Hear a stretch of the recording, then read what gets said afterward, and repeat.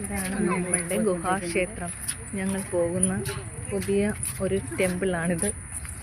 ഞങ്ങൾ നടന്നുകൊണ്ടിരിക്കുകയാണ് ഞങ്ങളുടെ ക്ഷേത്രത്തിൽ. അങ്ങനെ നമ്മൾ അതിനടുത്ത് എത്താറായിട്ടുണ്ട്. കുറേ കൂടെ നടക്കണം.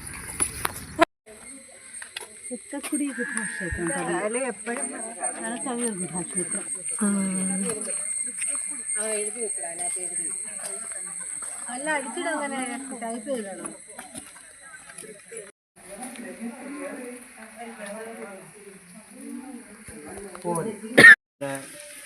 പിന്നെ പാണ്ഡവന്മാർ വനവാസകാലത്ത് ഒളിച്ചു താമസിച്ചതെന്ന് പുരാണത്തിൽ പറയും.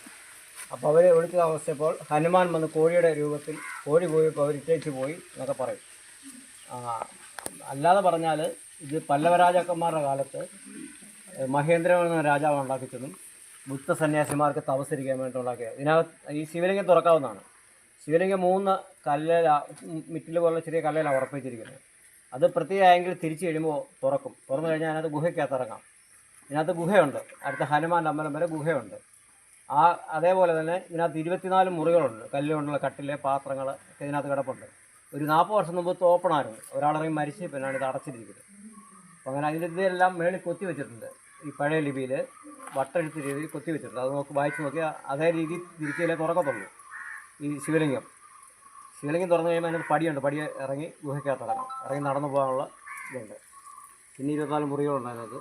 പിന്നെ ആയുധങ്ങളൊക്കെ ഇതിനെ മണ്ടേ അടച്ചു വെച്ചിട്ടുണ്ട്. ഈ ഒരു കുടം പോലെ ഉണ്ടാക്കിയിട്ട് ഉളികളും ആയുധങ്ങളും ഇതിൻ്റെ അകത്ത് അടച്ചു വെച്ചിട്ട് ഒരു കല്ല് വെച്ച് ലോക്ക് ചെയ്തിരിക്കുക.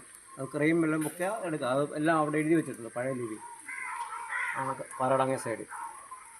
പിന്നെ ഇതിൻ്റെ പുറത്ത് ഭീമൻ്റെ കാൽപാദമുണ്ട്, വാളിൻ്റെ പാട്, പിന്നെ അമ്പും വില്ലും ഇങ്ങനെയുള്ള കാര്യങ്ങൾ മേളിലുണ്ട്.